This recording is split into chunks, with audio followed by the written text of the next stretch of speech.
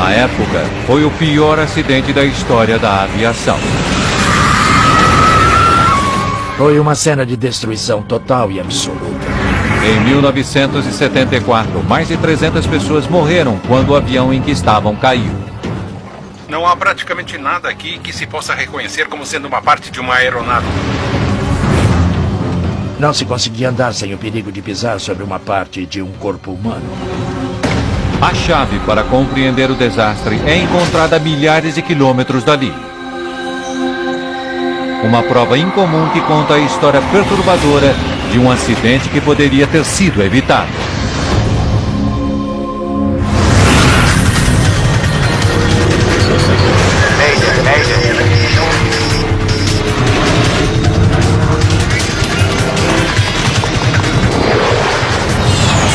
Mayday, desastres aéreos. Esta é uma história real, baseada em relatórios oficiais e relatos de testemunhas. 12 de junho de 1972. Tragédia anunciada. Um dos mais novos membros da frota da American Airlines está em Detroit, Michigan. John? Page? Senhor? O voo 96, um novíssimo DC-10, está se preparando para decolar. O comandante Bryce McCormick e o copiloto Paige Whitney estão no avião há horas. Quando estivermos voando, será que você pode dar uma olhada nisto? Detroit é apenas uma escala em um voo de Los Angeles para Buffalo e então para Nova York. Está pronto para experimentar um, Page? Tudo bem, senhor.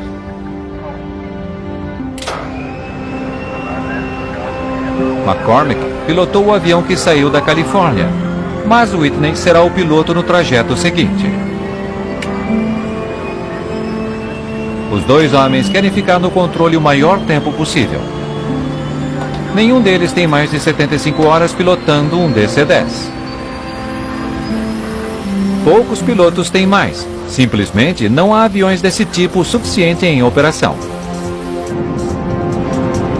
Em 1972, o DC-10 acabara de entrar em serviço. O avião é o que é de mais avançado em termos de jato de passageiros. Seu estilo e tamanho o destacam dos demais aviões de passageiros. A McDonnell Douglas gastou mais de $1 bilhão para desenvolvê-lo. No final dos anos 60, havia uma corrida entre os três grandes fabricantes de aviões a jato para passageiros, McDonnell, Douglas, Boeing e Lockheed, e para ver quem conseguiria fabricar o primeiro jumbo. Por isso estavam todos muito ocupados em começar a produzir esse DC-10 o mais rápido possível, e eles não poderiam se dar ao luxo de sofrer muitos atrasos devido a problemas com o projeto. A American Airlines é uma das primeiras empresas a comprar o avião.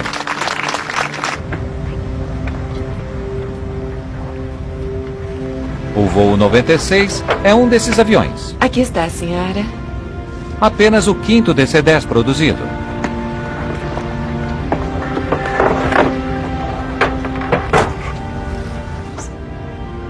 Cynthia Smith acabara de passar por um treinamento para ser a comissária-chefe no DC-10. Eu estava muito animada porque era um dos primeiros jumbos que tínhamos.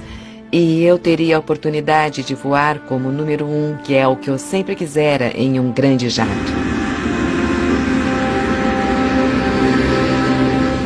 Peguei.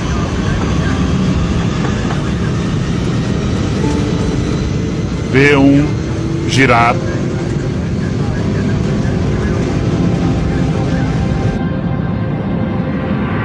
Logo depois das 7 da noite, o voo 96 parte do aeroporto de Detroit.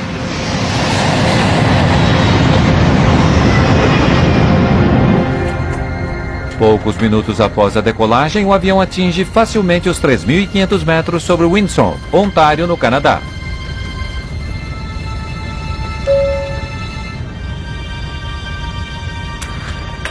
Eu estava sentada em minha poltrona. E quando o comandante desligou o aviso de apertar os cintos, eu fui até a galley para preparar o café. E eu tinha que descer até lá, uma vez que o avião estava inclinado na subida.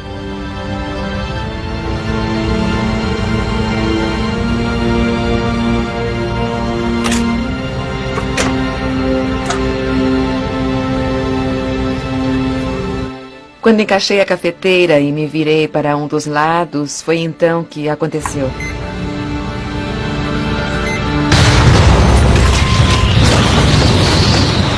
Eu me lembro de ter caído porque o avião estava indo assim e de repente começou a ir assim.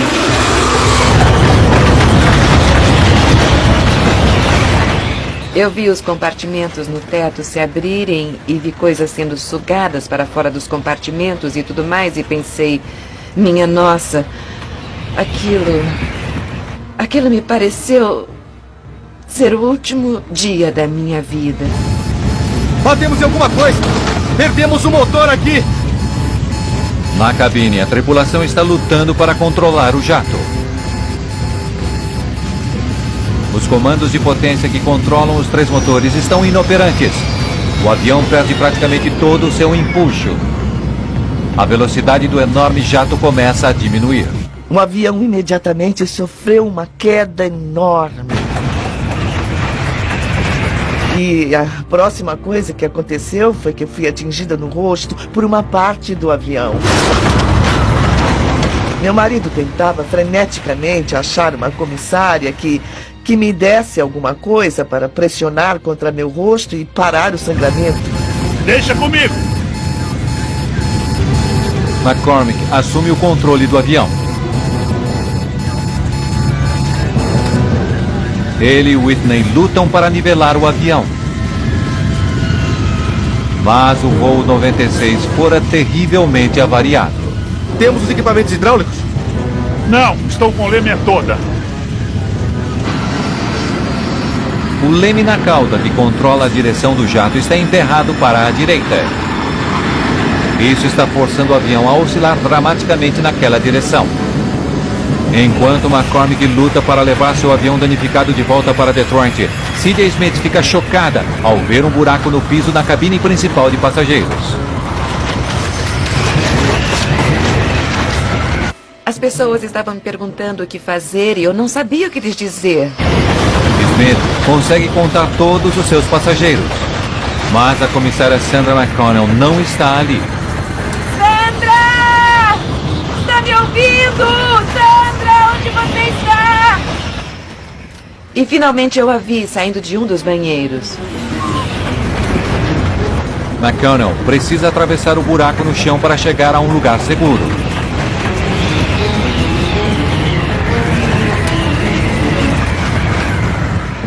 E praticamente em todo lugar que ela pisava, o piso continuava afundando.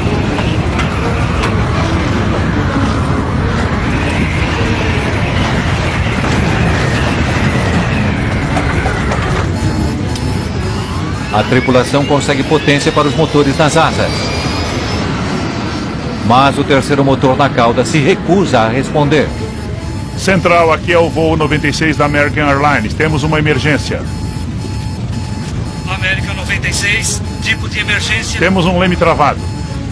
Precisamos descer e fazer uma aproximação. Além do motor e do leme, McCormick também está tendo problemas para controlar os profundores na cauda do avião. Eles ajudam a movimentar o enorme avião para cima e para baixo. Eles estão lentos para responder, mas ele consegue movimentá-los. A situação não está de todo perdida. Eu acho que vai voar! América 96, vire mais à frente à direita. Rumo será 200. Sem o controle total dos profundores e com o leme emperrado para a direita, McCormick tende a usar seus motores para virar o avião.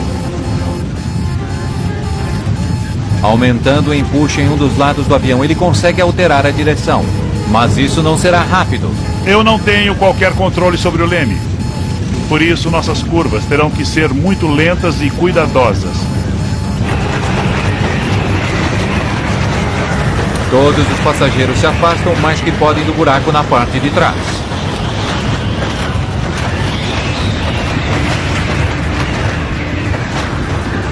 Fora o corte sofrido por Loretta Kaminsky, até agora não há outras pessoas com ferimentos graves.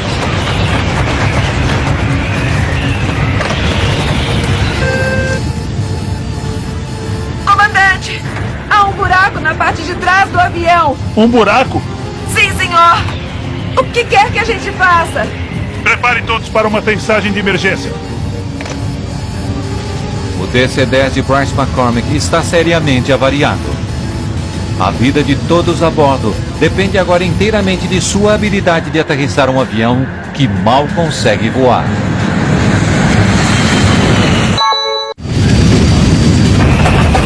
Subitamente, uma curta viagem de Detroit a Buffalo se transforma no voo mais desafiador da carreira do comandante Bryce McCormick.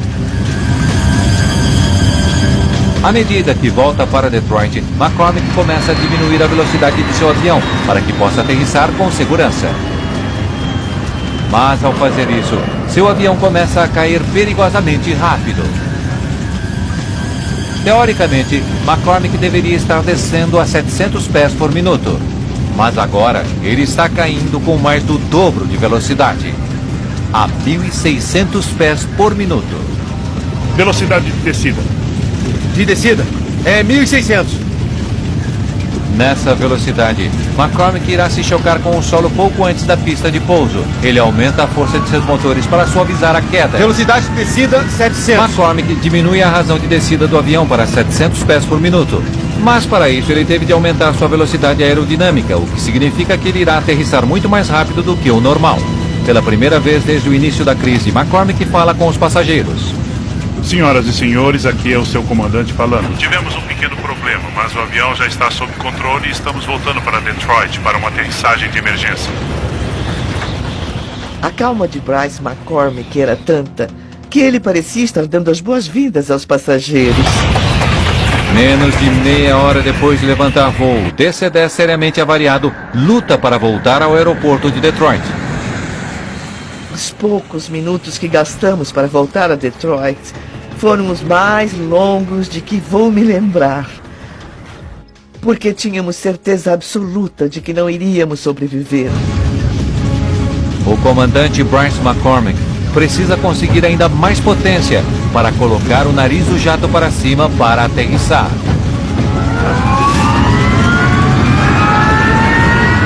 Seu avião continua jogando para a direita e voando rápido. Eu não tenho leme para corrigir esse desvio quando ele tocar o solo. O DC-10 com 67 pessoas a bordo ronca em direção à pista a quase 300 km por hora. Preparem-se!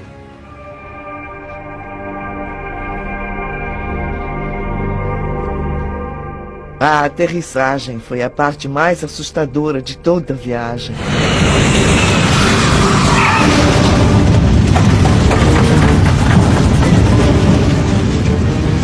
Ao atingir o solo, o avião começa a puxar muito para a direita. Quando o avião aterrissou, parecia que não iria parar nunca. Aquilo durou uma eternidade. Um dos conjuntos de rodas do trem de pouso sai fora da pista e corre sobre o gramado.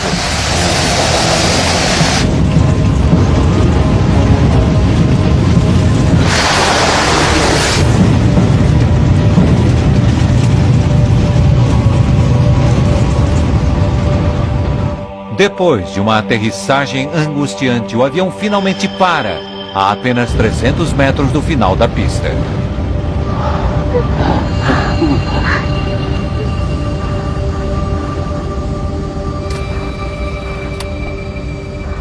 Certo.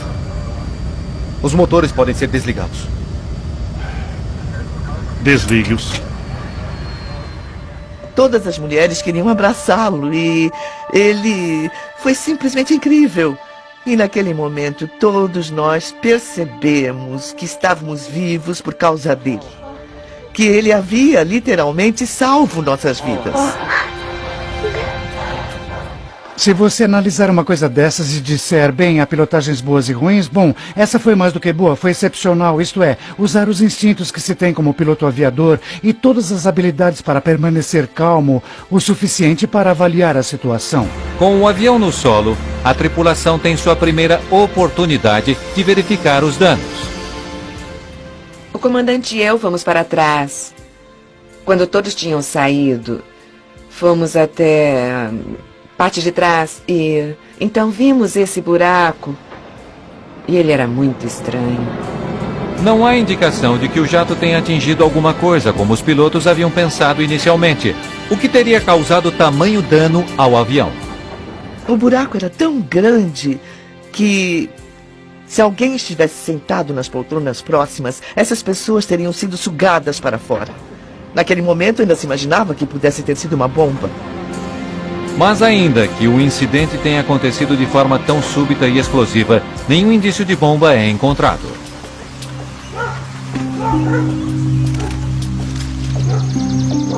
Quando os investigadores começam seu trabalho, eles descobrem que o DC-10 no aeroporto de Detroit não está inteiro. O caixão que o avião estava levando em seu compartimento de carga é encontrado a 30 quilômetros do aeroporto de Detroit, próximo a Windsor, Ontário, no Canadá.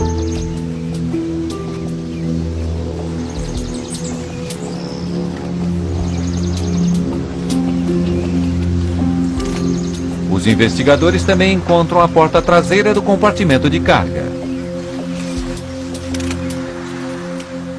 As portas dos aviões não caem, principalmente em se tratando de um avião tão novo. E isso não deveria ter acontecido. Ao examinarem a área de carga do avião, os investigadores descobrem que o próprio projeto da porta a torna potencialmente um ponto fraco. A maioria das portas de um jato abre para dentro.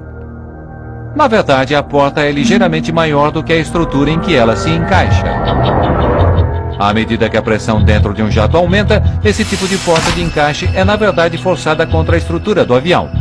O projeto das portas as torna extremamente seguras.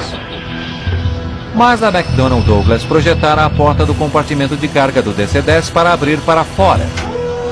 Aquela decisão fora tomada para aumentar o espaço de armazenamento no avião. Quando a porta é fechada, ganchos nas portas do DC-10 se prendem a uma barra na estrutura do avião. Para se certificarem de que as portas estão fechadas, os encarregados da bagagem empurram uma alavanca para baixo, o que faz pinos de travamento passarem através dos ganchos, que então mantêm as portas fechadas. Quando os investigadores examinam a área do compartimento de carga do avião, eles não encontram nenhum dano estrutural ao redor da porta. Ao examinarem as travas da porta do compartimento de carga, eles descobrem que os trincos não estão completamente fechados. E os pinos que deveriam garantir que as portas ficassem fechadas não estão na posição de travamento. Ao interrogarmos o operador de carga que fechou a porta, ficou imediatamente claro que ele usara força excessiva para fechar a porta e, na verdade, ele disse ter precisado usar o joelho para que a alça da porta ficasse no lugar. Os investigadores fazem uma descoberta assustadora.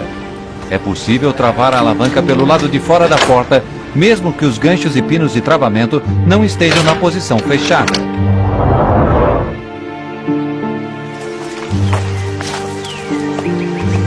Co-Ed é o jornalista que investigou a história do DC-10.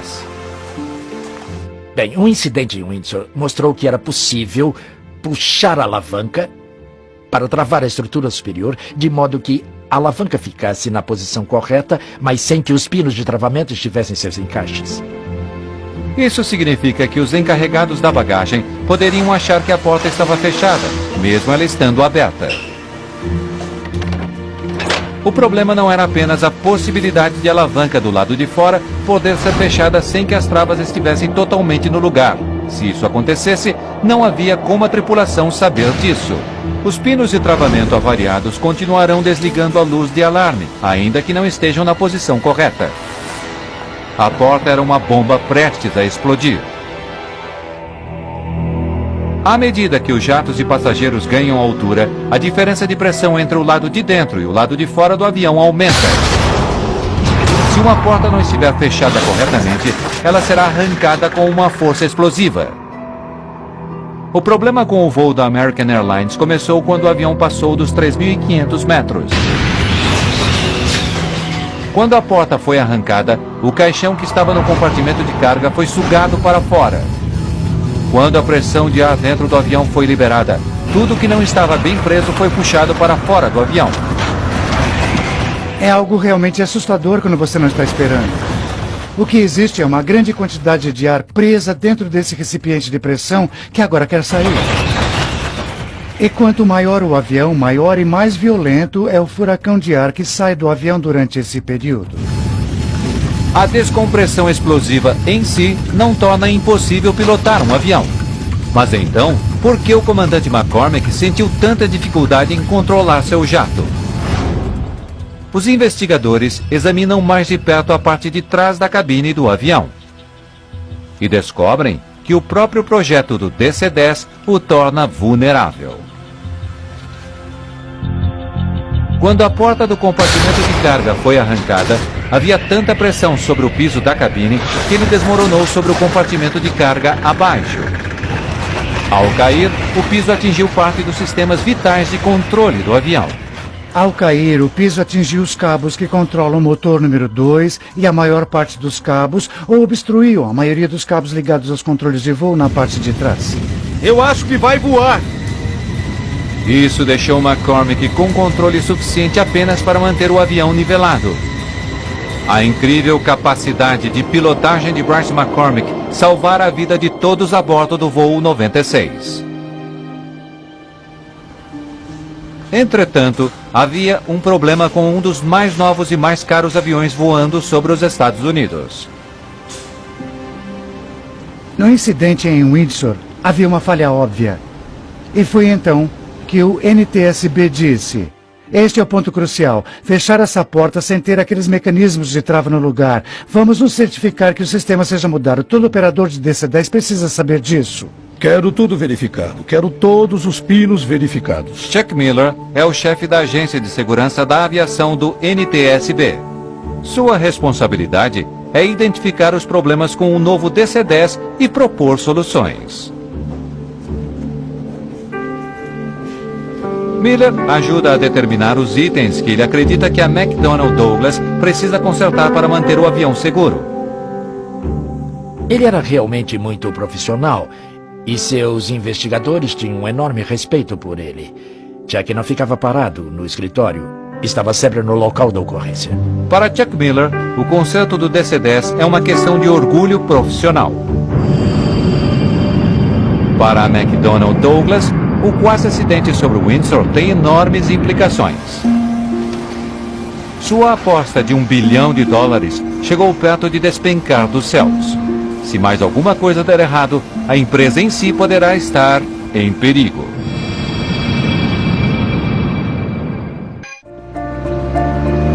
(3 de março de 1974. Um perfeito dia de primavera em Paris. Faz quase 2 anos desde o incidente com o DC-10 próximo de Windsor, em Ontário. Hoje, mais de 50 novos aviões voam pelo mundo todo.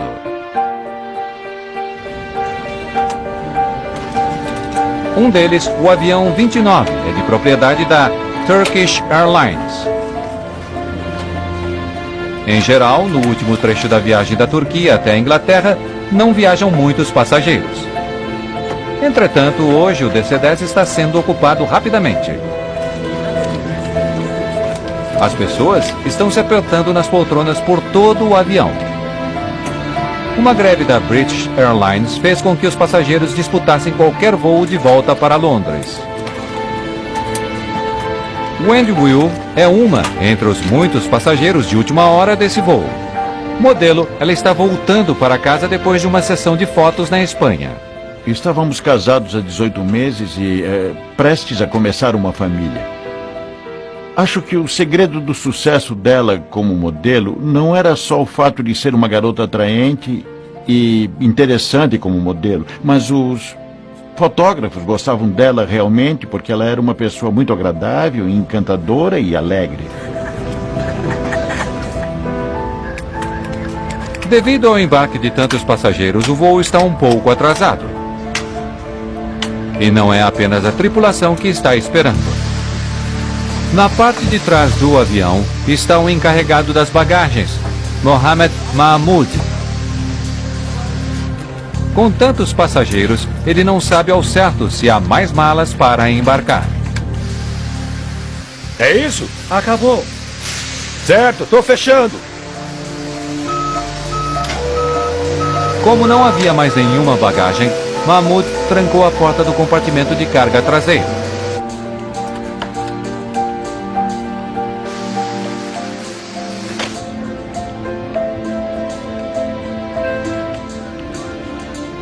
O DC-10 está pronto para partir.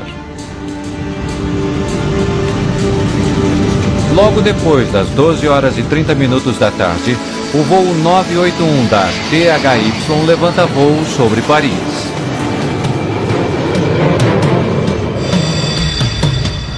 Londres está a menos de 1 hora de distância. Controle de Paris, aqui é Tango Hotel Yankee 981. Estamos a 60, solicitando autorização para voar no nível 230. Tango Hotel Yankee 981, você tem autorização para voar no nível 230. 981, entendido.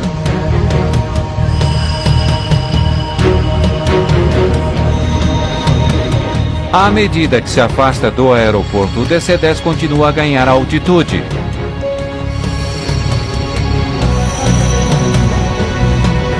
2.700 metros, 3.000 metros, 3.300 metros.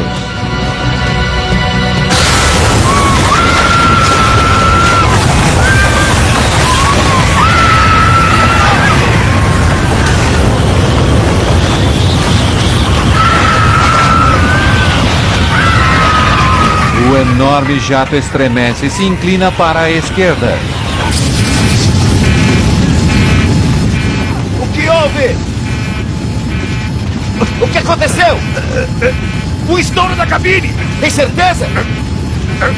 Apenas 16 segundos depois do início da crise, a tripulação luta para salvar seu jato avariado. O nariz está descendo e o avião ganhando velocidade. Pra cima! Puxa o nariz pra cima! Não consigo trazer pra cima! Ele não responde! Os passageiros na parte de trás do avião testemunham uma cena de horror. 2 fileiras de assentos simplesmente desapareceram. Através de um enorme buraco no chão, os passageiros conseguem ver o céu sobre a França. 7.000 pés! Sistemas hidráulicos! Nós os perdemos! A tripulação descobre que eles não têm potência hidráulica para controlar o avião. Sem ela, eles não conseguem movimentar o leme ou os profundores. Mesmo sem seus controles mais básicos, o avião começa a nivelar. Mas ele desceu demais. Acho que vamos cair! Velocidade! O DC-10 está a quase 800 km por hora.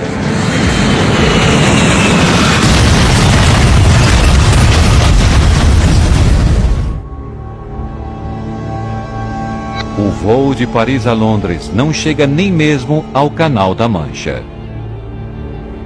Apenas 9 minutos depois de decolar, o voo 981 da Turkish Airways se transforma no pior acidente aéreo de todos os tempos.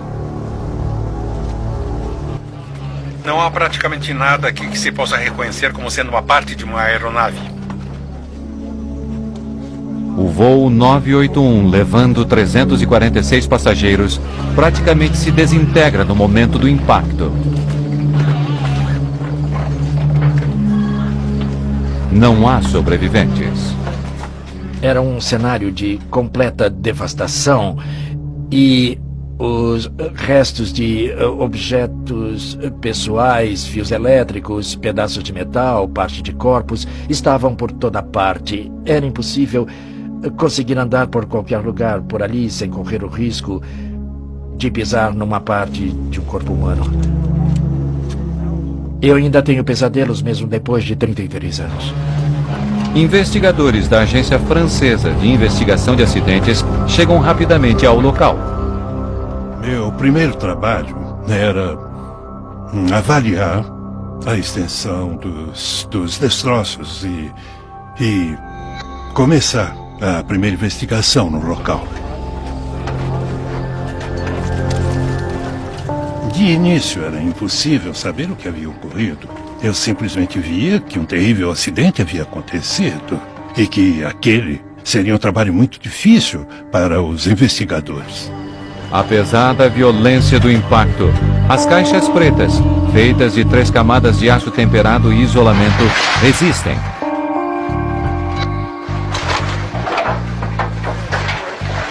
Seu conteúdo poderia fornecer pistas valiosas sobre o acidente. Supunha-se que tivesse sido provocado por uma bomba, pois você tem um avião praticamente novo e muito potente, voando em um céu limpo e azul, e ao chegar a 12 mil pés, o avião despenca. Os investigadores são chamados até um campo a 15 quilômetros do acidente. Eles encontram uma parte da fuselagem e 2 fileiras de assentos do DC-10. De alguma forma, elas haviam se desprendido do avião antes que o restante dele caísse na floresta. Quando os investigadores chegam ao local, os corpos que estavam naqueles assentos já haviam sido retirados dali. Quando os parentes das pessoas que haviam morrido no acidente chegam à França, eles são encaminhados a uma pequena igreja na cidade de Senlis. Uma das cenas mais tristes que eu já vi foi nessa igreja. Eles colocaram tudo o que haviam encontrado sobre mesas, roupas, objetos pessoais, ursinhos de pelúcia, anéis, e os parentes que quisessem tinham permissão de caminhar por entre as mesas armadas sobre cavaletes, onde tudo estava exposto.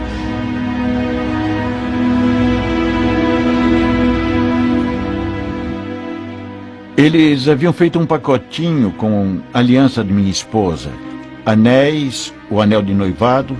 Estava tudo muito danificado e você pode imaginar o que me passava pela cabeça.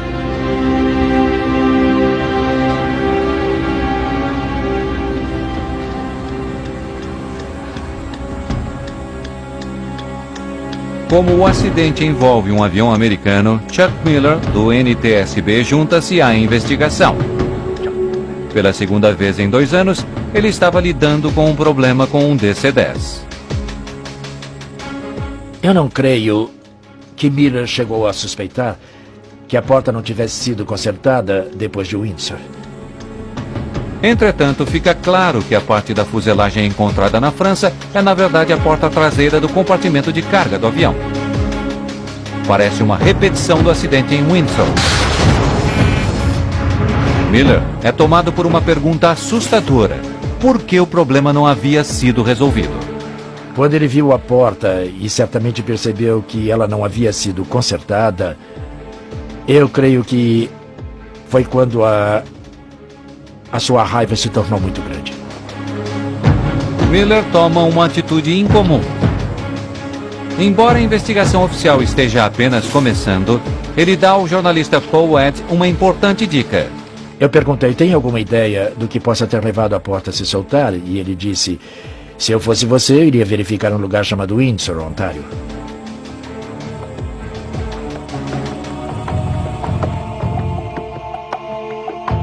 Olá. Sou Chuck Miller. Miller partilha suas suspeitas com os investigadores franceses. Poderia, por favor, passar isso?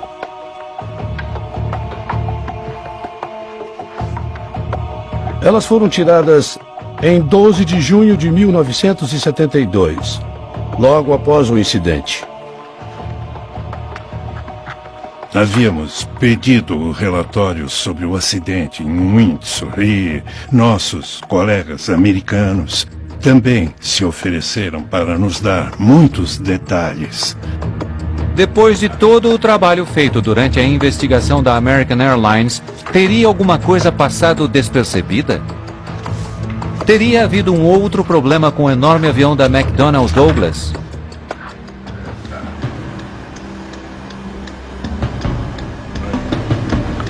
Com a informação de Chuck Miller, os investigadores franceses examinam mais detalhadamente a porta do compartimento de carga do avião. Eles fazem uma descoberta estarrecedora. Não há nenhum problema novo. Isso é exatamente o que aconteceu com o avião da American Airlines. Os trincos que deveriam manter a porta do compartimento de carga fechada não estão travados. E como 2 fileiras de assentos foram sugadas para fora do DC-10 sobre Paris, fica claro que o piso soltou-se exatamente como havia ocorrido em Windsor. Acho que vamos cair! Não consigo trazer pra cima! Ele não responde! Na verdade, quando os investigadores ouvem a gravação dos dados da cabine do piloto, 7.000 pés! eles descobrem que a tripulação do voo da Turkish havia tido ainda menos controle de seu avião do que a tripulação do voo 96 da American Airlines. Temos um leme travado. Precisamos descer.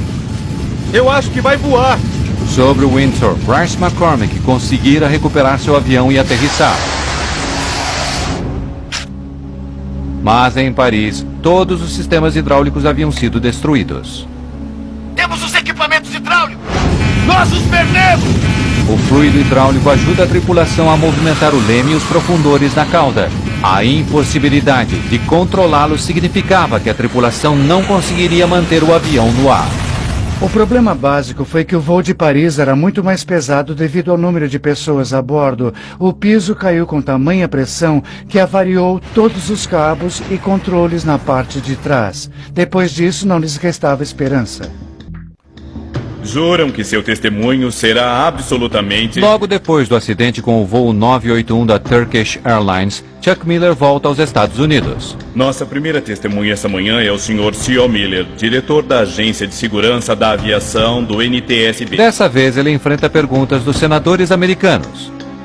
Quando ficou sabendo pela primeira vez dos efeitos catastróficos... Tem início uma audiência especial para descobrir como um problema identificado em 1972 poderia ter derrubado outro avião 2 anos depois. Sem dúvida, o que acreditávamos até então é que tivessem sido... O que se tem de descobrir agora é porque a porta não fora consertada. Menos de um mês depois do quase acidente em Windsor, o NTSB havia feito 2 recomendações bastante específicas. Miller e seus investigadores haviam recomendado que uma mudança fosse feita no mecanismo de trava. Eles queriam ter certeza de que seria fisicamente impossível os encarregados das bagagens travarem a alavanca, sem que os pinos de travamento estivessem no lugar. Eles também sugeriram que os orifícios de ventilação fossem colocados no piso de todos os DC-10. Isso permitiria que o ar da cabine pressurizada equalizasse rapidamente sem que o piso desmoronasse. Entretanto, nos 2 anos desde o acidente, nenhuma dessas recomendações havia sido implementada. Há um problema fundamental no Departamento de Segurança da Aviação e tem sido assim nos Estados Unidos já há muito tempo. A função do NTSB é descobrir o que ocorreu no caso de um acidente e apresentar garantias de que um acidente semelhante não volte a acontecer, mas o órgão não tem autoridade para implementá-las. O NTSB não tem autoridade estatutária. Eles precisam recorrer à FAA, como fizeram, e dizer: queremos que isso ou aquilo seja feito, e é aí que falha o sistema. Se a FAA, Administração Federal de Aviação, emitir um boletim de serviço compulsório, os aviões ficam fora de serviço até que a devida modificação seja feita. Mas mesmo tendo sido tão sérios os problemas com o DC-10, nenhum boletim desse tipo chegou a ser emitido. Um assim chamado Acordo de Cavalheiros entre os dirigentes da FAA e da McDonnell Douglas evitou que isso ocorresse. O Acordo de Cavalheiros é a causa do acidente em Paris. Se um boletim a respeito daquele problema tivesse sido emitido, o que deveria ter sido feito depois de Windsor, o acidente em Paris não teria ocorrido. Foi um acidente totalmente evitável. A McDonnell Douglas assegurou à FAA que faria o conserto voluntariamente. Um boletim desse tipo afetaria a reputação do DC-10 ainda em fase de início de operações. O objetivo era evitar que o público ou qualquer empresa aérea que fosse operar esses aviões achasse que existia algum problema com esse avião. Por isso, um boletim desse tipo, principalmente um que exigisse que fosse feita uma reengenharia de alguma peça, era realmente assustador para um fabricante. A McDonnell Douglas, na verdade, fez alterações referentes à construção da porta do compartimento de carga. Um olho mágico foi inserido na parte inferior da porta, para que os encarregados da bagagem pudessem ver se os pinos de travamento estavam no lugar. Vários avisos também foram colocados na porta do avião. A empresa fez também outras alterações no DC-10. Essas mudanças incluem o aumento do comprimento dos pinos de travamento e a fixação de uma placa do lado de dentro da porta. Essa placa tornaria fisicamente impossível empurrar a alavanca se a porta não estivesse fechada corretamente.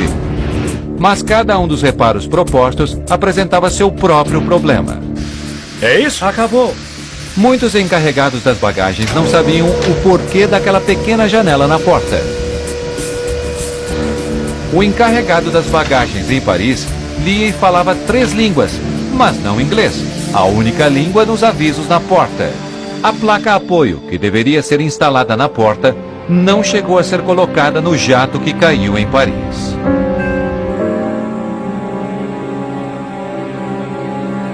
Documentos confirmando a conclusão do trabalho também são divulgados. Mas, independentemente do que eles dizem, o reparo nunca foi feito.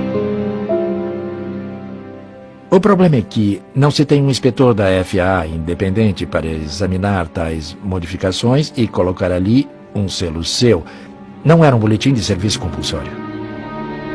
Nos anos seguintes ao acidente com o voo da Turkish Airlines, vários processos foram protocolados na Califórnia. Com o passar do tempo, fiquei sabendo cada vez mais sobre o que de fato havia acontecido e percebi que não havia sido o que poderíamos chamar de acidente. Tratava-se de algo totalmente evitável. Meu objetivo era expor essas pessoas. Nas semanas que antecederam o julgamento, os advogados envolvidos no caso têm acesso a toda a história do desenvolvimento do DC-10. Eles não são os únicos que estão buscando provas. O jornalista Paul Ed também está. Estávamos decididos a chegar àqueles documentos e àquele depoimento.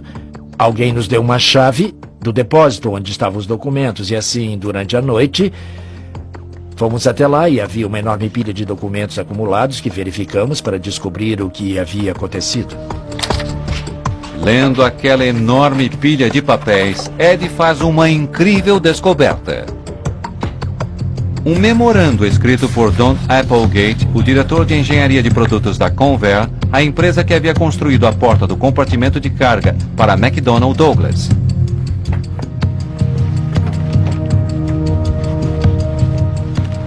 Percebemos a falha deles quando vimos o memorando de Applegate que alertava a prévia especificamente que isso aconteceria. O memorando é uma acusação que condena as portas do compartimento de carga, que estavam sendo fabricadas para o DC-10, e a ausência de orifícios de ventilação nos pisos da cabine. O documento alerta para o fato de que é apenas uma questão de tempo até que ocorra um desastre de grandes proporções envolvendo as portas. O avião demonstrava uma susceptibilidade inerente a uma falha catastrófica, quando exposto à descompressão explosiva do compartimento de carga. O memorando, escrito poucas semanas depois do quase acidente em Windsor, recomendava que fossem feitas alterações imediatas à porta do compartimento de carga do DC-10. Você sabe que descobriu, porque você sabe que eles sabiam. Durante o processo legal, é feita outra descoberta assustadora. A McDonnell Douglas não só tinha conhecimento do problema depois do ocorrido em Windsor. Eles já sabiam desse problema durante o desenvolvimento do DC-10. 4 anos antes do acidente em Paris, 2 anos antes do ocorrido em Windsor, a porta do compartimento de carga falhou durante um teste de pressão. A empresa tinha conhecimento de que havia um problema, mas o projeto básico da porta permaneceu o mesmo. Eu não conseguia acreditar que uma grande empresa, a McDonnell Douglas, naquela época, fosse capaz de tal coisa. Poderia colocar em risco nossa vida, a vida de pessoas comuns, apenas por dinheiro. Em aviação chamamos isso de tecnologia da lápide. Em outras palavras, o dinheiro sempre pesa. E infelizmente, com o passar dos anos, isso tem se mostrado verdadeiro na maioria das vezes. Temos de esperar até haver um grande número de mortes para dizermos, sabe, nós vamos ter mesmo que gastar dinheiro com isso. O memorando de Applegate e outras informações que vêm à tona durante o processo legal levam a um dos maiores acordos na história da aviação. A McDonnell Douglas pagou mais de 80 milhões de dólares por danos.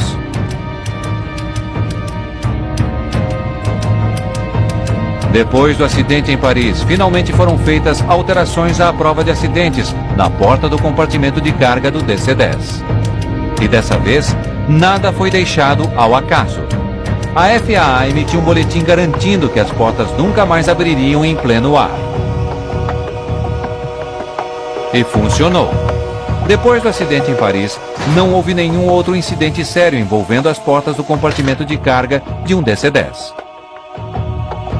Mas a história do avião e uma indústria intensamente competitiva provocaram de fato um impacto. A McDonnell Douglas vendeu muito menos DC-10 comerciais do que havia esperado. A maioria dos pilotos que eu conheço que pilotou o DC-10 durante anos realmente adora o velho pássaro. Ele é provavelmente um pouquinho mais duro que o 747, considerando o peso de seus controles de voo, mas ainda é um pássaro e tanto para se pilotar. Tudo bem, mas não se pode dissociar o avião ou a empresa da terrível reputação deixada pelo acidente. Finalmente, a própria McDonnell Douglas desaparece. A empresa foi comprada pela Boeing em 1996. Na floresta, nas cercanias de Paris, há hoje um monumento em homenagem àqueles que morreram no voo 981. Um lembrete permanente de um dos acidentes mais perturbadores da história da aviação.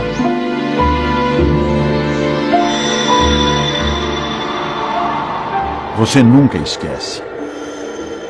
Eu continuei tocando a vida por mais de 30 anos, mas nunca esqueci.